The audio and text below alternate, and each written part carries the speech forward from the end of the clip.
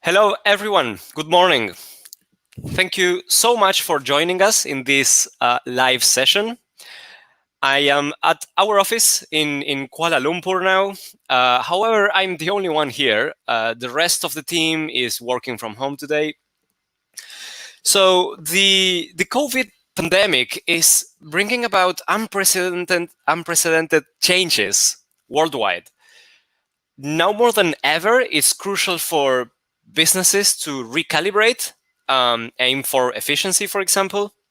And in that regard, we are working closely with many companies, helping them build teams of skilled freelancers with which they can get results right away in an efficient manner. As part of our endeavors to support companies in this transformational journey, we are doing these live sessions in which industry leaders share their insights and plans on the best ways to tackle this new normal we are experiencing. Because one thing is for sure: after all these months of worldwide lockdowns, companies, work life, right, will never be the same. So today, our guest is Mes. He's the marketing director behind a few very well-known brands in Asia, among them Sunquick. So let me add him to the stream here. All right. Hello. Hi, Mes. How are Hi, you? Alejandro. Yeah, fine. Thank you for having me. My pleasure. Please. My pleasure. Thank you for joining. So before we get started on the actual topics about how we are dealing with a pandemic and whatnot, can you share a bit about yourself and about your company? Yeah, sure. So my name is Mads. So I'm the marketing director for Koro. So that's our company name, and we are in a Malaysia context where we're most known for our Sunquick brand, of which the bottle looks like this. So I'm Danish by nationality, but I've been fortunate to live nearly half of my life outside of Denmark in markets across the Netherlands, Liechtenstein, Australia, India, and then I've been in Malaysia for 1 year and coming after 10 years in China previously. Whoa, that must have been an interesting experience, right? Yeah, so far I really enjoy spending time in Malaysia. I find it very, very interesting to sort of learn about the different cultures for which Malaysia consists of. So it's a very good opportunity for me to get more Asia exposure, as well as really deep dive into the Malaysia context and get to know the market here. Great. Yeah, I have been in Malaysia for a little over a year as well, just as you. But unlike you, I coming straight from Argentina. You come from 10 years in China, so Yeah. you have far more Asian experience than I do. Yeah, and it's very interesting to do some of the comparisons with China. Obviously, in Malaysia, there's a significant Malaysian Chinese population. Yeah, but the Sunquick overall, we are very well positioned within the Malay community. Right. Yeah, definitely. So, so what about Sunquick and Koro, the company behind Sunquick? Can you share a bit about its history? How long have you guys been around? Yeah. So Koro was founded in 1942 by the Peterson brothers, so two brothers in the outskirts of Copenhagen. We actually started out more as a flavor house, but then in 1966, Sunquick was founded, and we have then since built up to become a global player. So what is unique about Kuro is we only have a minor proportion of our business share actually in our home market in Denmark. More than 90% of our business is done in export markets. and not just any export markets. You know, it's not the typical Germany, Sweden, Norway when companies venture into their export business.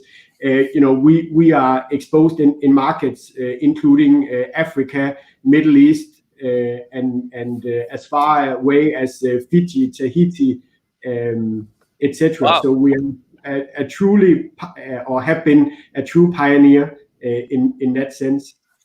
I like that. It's because not only in terms of markets, as you mentioned, but also the year in which the company was founded, 1942, that also speaks a bit about, not a bit, a lot about the spirit of the company. 1942 in Europe, right? It's like in the middle of a war-torn region, and still that definitely speaks a lot about a spirit of pushing through and getting things done, even if the context is not the great, similar to what And we are you can say experiencing now. our company founding fathers were definitely very, very entrepreneurial in their spirit and in their hearts. And then a few things of just to mention why I'm very fortunate to be working at Coro. So while we only have 1,200 employees worldwide, the main reason for that is because we work with these great partners, local markets. So we find actually now a lot of multinational companies tend to enter in a partnership together with local partners who are true experts within each market. And we have found at Coro this is one way to work, which suits our company very, very well. So in Asia, for instance, a lot of these partners that we go with, we have had partnerships existing since the 1970s. So in Malaysia, for instance, our partner company who is helping to drive the distribution and sales of Sunquick, called Barcat Foods, we have had a partnership with them going back to 1973. Wow, that's amazing. And that's also a great sign, right? Being able to have long-lasting partnerships with business players is a good sign, right? Like in terms of your business ethics and whatnot. That's definitely a positive sign. All right. So okay, so this is definitely an interesting case, right? So we have a company in a traditional industry, beverages, right? Not these modern tech led stuff, but rather beverages, and a company that's been around for what, over 70 years, almost 80, and now finding yourselves going through a very challenging situation, just as the rest of the world, right? In terms of the challenges that this pandemic is presenting. So let's go back in time a couple of months ago, March, right? Here in Malaysia, the lockdown, the MCO, as it's called here in Malaysia, started a couple of months ago in March. How did you guys, what was your first reaction when all this started? Yeah, so obviously we have a big operation in China, which was the first market, so to say, to be impacted. But actually here in Malaysia, looking back to what we know now, we actually took it a little bit lightly, and probably similar to many others. We saw this initially as a China matter, where we hadn't. In the beginning, we hadn't anticipated just how significant the impact would be across our Asia markets. Of course, from a Coro perspective, the pandemic hit at the absolute worst possible time. It hit China during the Chinese New Year. It hit Sri Lanka, one of our bigger markets, during Sinhalese New Year. And it hit Malaysia, Indonesia during the the Ramadan campaign, Andrea. which is our big season. Yeah. So Right. in terms of timing, it was the worst possible timing seen from Cool's side. But it was also when you have these significant external factors, we also find that it brings the team a lot closer together. We relied really on a lot of communication, and we call that over communicating. When we were all locked up in our homes, we would triple up on the amount of team meetings we would have together with our operations, together with our partners, just to make sure that we were able to steer the boat in these troubled waters, if you will. Right. So communication was one of the main areas you took care of. Yeah. Then from a marketing perspective, actually, when we consult with the industry, we were actually in a fairly good position, and by that I mean in Malaysia, for instance, just as an example, we had already completed our TV commercial. We had most of our the items, the premiums that we source each year to drive our campaigns in outlets. We had already sourced them, and they were already being shipped out from China. So we were in comparison in a fairly good situation. I understand from other players in the marketing community had far greater challenges in that their TV production had to stop halfway. They suddenly had to change their entire campaign. And we were fortunate that we could look into, okay, so what are some of the changes that will occur during the COVID-19 and the MCO, etc., and so that we could make adjustments, but we didn't have to come up with entire new plan as such. Right. That's interesting because it's like a crucial milestone, whether you have a commercial ready and you just tweak a bit the channels in which you show it, or you don't have it ready, and then you have to rethink the whole strategy, right? Yeah. But Uh-huh. of course, we did have significant issues on some supply chain matters. We had some vessels carrying our raw materials that were delayed. We tried to reduce the delay by going via a Singapore port and then trucking it down to our factory. However, then just when they were unloaded on the trucks, the border between Singapore and Malaysia shut down. So we were really in a period of time. We were really working, on hour by hour changes on the situation. So it was between my operational colleagues and myself as a team, very interesting looking back, very unprecedented times for sure. Yeah. And of course, some of the severe challenges that we have had is we have some exposure, and especially in the China market, we have significant exposure in the food service channel.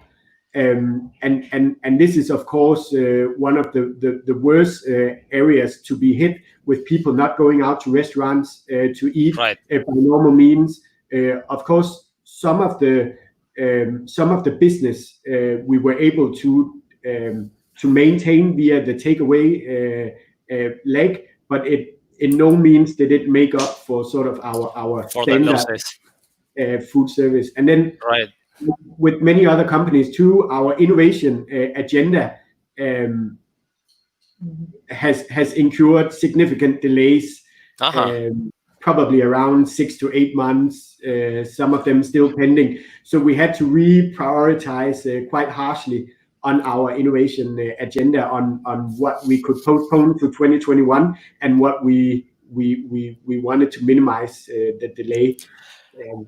And I think that's so that makes sense, right? So you're mentioning challenges in human resources, in how you communicate, for example. You're mentioning challenges in marketing, having to you are one of the lucky ones to have a commercial ready to go, so it's just tweaking where to show it, but still needing to tackle that. Challenges in logistics, right? And the supply chain, having to go have some of your raw materials coming through Singapore and then via truck, but then the borders, and then challenges in sales. And of course, if part of your sales depend on people going out to dinner to restaurants, and all of a sudden that's stopped. And I think that's a great overview of how big this pandemic is hitting businesses, because it's across every single aspect of business we can think of. Yeah. There's no area or department goes unharmed, or at least untouched by this. So Yeah. did you find both yourself and the teams? Would you consider that you've been doing a good job at recalibrating quickly and adapting? Yeah, I would say we were so I believe, we as a team have steered through quite good. The results in Malaysia are very encouraging. We had actually a record breaking Ramadan period, which is our peak season. So in Malaysia, in isolation, we're doing very, very good.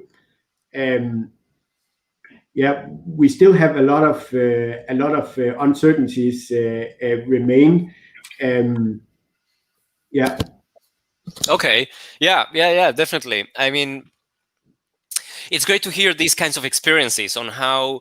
So, for example, you've doubled or tripled down on communications, right? So, going back to the HR side of the Yeah. challenges, and we did a similar thing, right? Because all of a sudden we are seeing each other every day or almost every day at the office, and all of a sudden Yeah. we are confined at our homes. So we said, Yeah. okay, we started having twice a week meetings we would not have had before, just as an Yeah. example, and agreeing Yeah. with you, right?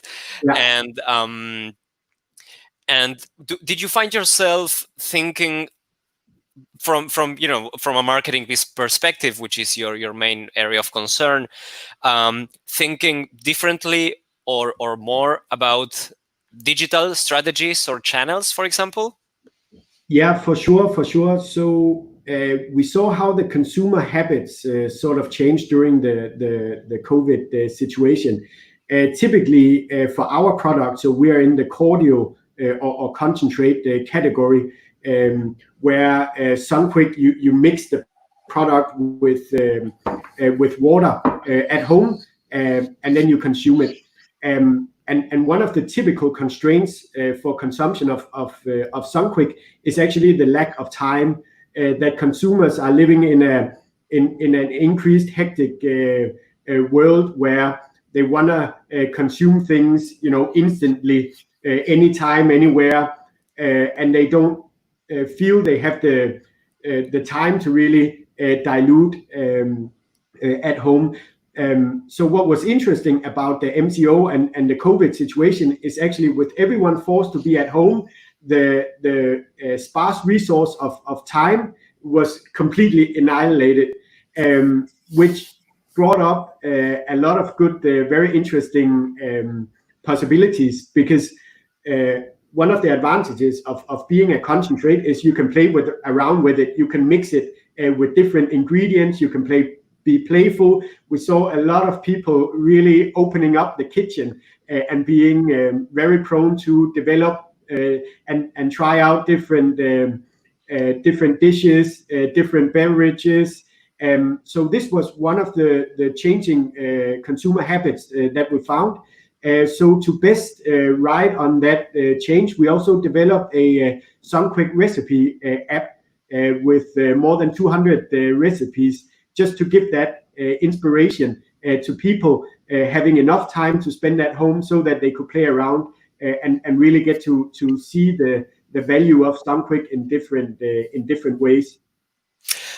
I think that's an amazing example of how to make the most of a change in consumer behavior brought about the pandemic, right? Yeah, Because I think so. I'm not really that familiar, not nearly as you, of course, with the beverages industry, but it makes sense. If your product is concentrate, you need to mix it with waters for it to be yeah, consumable. So if someone's rushing from home to their job, to their work, while driving, they don't want to have to take the time to mix it, have an additional yeah, bottle or glass. But all of a sudden, everybody's at home. Everybody has yeah, more time, no yeah, commute times, and more yeah, time to cook in general, right? And we've seen throughout the world how many more people are baking, for example. That was like a funny, unexpected outcome, and it only makes sense. I mean, I think it's great that you were able to observe this, notice this is happening, and then react, build an app. And of course we had discussed this beforehand, and I made a point of downloading the app. I gave it a try. I have it right here, recommended. I am a Sunquick consumer even before planning this, but it's great. Yeah, there's, you mentioned 200 yeah. recipes. More than Yeah, 200. I think the more than exact. 200. Yeah, Yeah, and I think so, both from a consumer perspective, I think it's a good idea to provide us, the consumers, with more ideas on how to make the most of your products and of the spare time we all of a sudden have out of being stuck at home. But yeah, also from a marketing point of view, it makes the most sense, and reacting quickly. Some may, so of course, just hypothetically, but maybe some other company would have taken many months to realize this and react and build an app. Building an app is yeah, no simple thing, and having the data available and analyzing that for realizing this change in consumer behavior, that's also not a small thing. So, yeah, congrats. I think that's a great yeah. yeah, a great take. Yeah, and we found, a lot of consumer habits. So spending more time in the kitchen was just one of them. Of course, the digital and media consumption went up quite significantly Uh-huh. as well. So we also kept, our digital platforms updated much more frequently than in regular months. And then what was very interested too is we find there's quite a lot of channel shift in happening around the pandemic, with people being forced to shop in the closest proximity to where they live. Um, the hypermarkets, so the one-stop shops, were probably the ones to suffer the most, and the sort of small provisional shops, which Localized. they really had a good rise in their business share. And then of course we saw e-commerce, so the online platforms, sales on those really rose dramatically as well. And overall, what we found is just consumers were much less brand loyal, in a sense, much more open towards trying out new things, and I guess to a certain extent as well, what became key was just the product availability, because actually consumers were in a way forced to buy what was made available, right? Right. A lot of very interesting consumer changes, and we are now also assessing on what will we anticipate might stick in the future, and what will and thereby become the new norm, and what will sort of go back to the old habits. Of course, we hope from Sunquick, and I know that personally as well, having two kids, that the time to be locked in at home was good, in a way that you had a lot of good quality family time, um, and you can sort of reflect on that spending quality time with the family is just very, very essential. So we are hoping that part can be a new normal, that the very hectic lifestyles, with consuming everything on the go, etc., that people could put more love into what they are preparing and do more home preparation in that Right. sense. And then, of course, we hope for Malaysia too a speedy economic recovery, yeah, and Oh yeah, that yeah, food sure. can rebound. But I think, yeah, I agree with that, and I think what you just mentioned is definitely one of the key aspects here. We've seen so many changes in just a couple of months, right? And now what everybody's wondering is, well, definitely many of these changes are going to stick. Yeah, Um, Rather about some of them not only out of just wanting it that way, but many others out of governments requiring that, right? For social distancing, for example, yeah, all of a sudden you can have a cramped office. You have to have some more space. You can have large events cramming 500 yeah, people in a small venue. Just name a few examples, and that's going to linger on for quite a while, right? yeah, Some other things are going to stick forever, and some other things are going to go back to the way there used to be. And figuring out what's what is definitely one of the big challenges here. yeah, yeah. But I think overall, our team, in the way that we stepped up on our day-to-day communication, it's actually the pandemic in a way has brought us closer together as a Uh-huh. team, and that goes across our region here, and with our headquarter in Denmark as well. We have had virtual town hall meetings. We've had weekly CEO updates being shared by video format. Uh, Me and my colleagues in our KL office, we're used to traveling maybe about 200 days a year. That was instantly cut. Right. And that also made us reflect on what is actually the must travel time versus how much can just be done via Skype or Teams or Zoom or Google Hangout Right. meetings. Yeah. So I think, yeah, it's giving a lot of good positive reflections That's in that sense.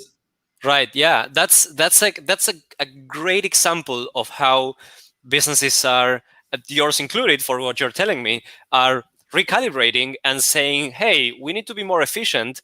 We used to have all of this business travel. um, do we really need all of that? Can we cut down? Can we cut this down by 30%, 50%, 70%, whatever? Right? If, of course, FaceTime and being in person with colleagues or clients or partners Yeah, is valuable. I'm not saying it's not, and you can build a different kind of relationship, but not all of those meetings, right, are necessary in person. and yeah, and and when you weigh that against expenses and the need to be efficient, it definitely makes sense to say, okay, maybe this huge portion of travel we can do without, and we'll just keep the, I don't know, the essential meetings. That's yeah, definitely yeah. one aspect that's interesting. Yeah, so you definitely find out what physical meetings are absolute needed and what can be done virtually. Of course, we are in our innovation agenda in building and installing different equipment around the Asia markets. Of course, some of the struggles has been we are relying on external technicians to be flown in. So what has been very challenging is sort of how to how to mitigate around the fact that some airports are closed and we cannot have these essential technicians flown in as per usual. So even with that, we have been extremely creative in coming up with online support functions, etc. And our teams there being very creative in how do we overcome some of these roadblocks. Right. Yeah, yeah. That only makes sense, and this brings about more usage, not only in terms of video conferencing tools, but also tools for collaboration, for storing documents, for keeping track of projects, those Yeah. kinds of things as well, right? Yeah, but from a marketing perspective, maybe just highlight one of the challenges that we still have is when we are launching new products in the market, we still rely on giving out free samples for shoppers or consumers to taste the Mm. product before they consider whether or not to make a purchase. And that aspect is still sort of not really back yet. You know, for closed packaging types like this one here, it's okay. Uh-huh. We can sample a whole one. But if we're doing a new concentrate brand, we essentially would have to do what we call wet sampling, and that part hasn't rebounded yet. So that is somewhat of a challenge to come up with a better way for doing, sampling that is Still still, figuring out.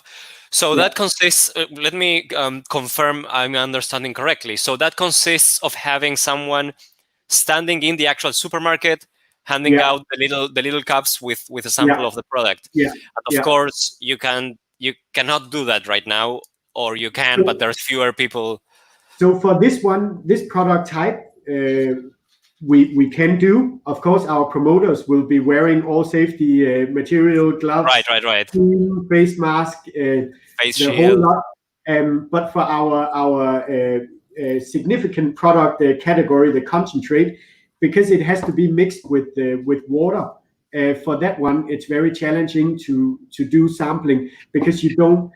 The consumers are still hesitant, and even the retailers are hesitant for such drink types to be prepared in the outlets and served to consumers in an open sort of context. Right, right. So that part we're still working on. That is still a challenge for us. Okay, okay. Interesting, interesting. And it's, I mean, I appreciate the honesty, right? Hey, you're telling me, hey, we faced all of these challenges, we've been able to tackle those, and we are quite happy. But honestly speaking, this challenge is still there, and we are still thinking about that, right? And it makes sense. And many of these challenges are new. Many were here just as soon as the lockdown or MCO started, and some others arise right now. And yeah, something to think about, right? I wish I could give you a straight suggestion right now, but Yeah, I will me have to too. think about that as well. Yeah, yeah, Yeah, definitely. yeah, And yeah. also, you mentioned going back a bit about the relationship with your headquarters in Denmark. You mentioned starting to have town halls, for example, town hall meetings. Did you Virtual. not have virtual, of course, right? So before this pandemic, would you do them in person, or would they not take place at all? We would do them much less frequent, and they would do physical meetings in Denmark, and then we would get a recap video Mm, shared to the regional offices and shared to us in Asia. But during the pandemic, changed around the meeting times and allowed for all staff to dial in, which was yeah, very very interesting experience, and to see all your colleagues in real time. Very very nice. did that help? Because and that's a great example, because all of a sudden, people that would normally have not participated in that all of a sudden did, at least seeing it live, right? Would you say that in from a marketing perspective, for example, would you say that that helped in your collaboration with other regional offices or even HQ? Yeah, in a sense, when you have these like with the pandemic coming in, when you are hit by these external factors that you cannot in any way control, it sort of brings a team and a company closer together as a family as well. Being locked in your home for 6 8 weeks at a time also have brought the family closer together. So in uncertain times, I think it's just a human reaction that we sort of um, uh, become closer with those we interact with on a daily basis. So yeah, definitely, and it's giving, like what I mentioned, a lot of inspiration back on assessing just how much travel is necessary versus how good these virtual meetings can be held, and can potentially take over from having to travel back and forth, um, and not having to travel also does free up more time in a sense, right? Right, definitely. Yeah, Yeah. It should allow for more efficiency from many different yeah, points of view, not only saving on plane tickets, but also time, right? Traveling yeah, can be quite time consuming. yeah, And that might be one of the things that ends up sticking forever. Yeah. Right. The Either, I don't know, the town halls or whatever other kinds of company-wide meeting that would normally not take place or take place with just a portion of the team, and all of a sudden, well, we realize we can have everyone joining these, and it's not really expensive, and it creates these other kinds of bonds. yeah, yeah, yeah. Yeah, Exactly, that's exactly.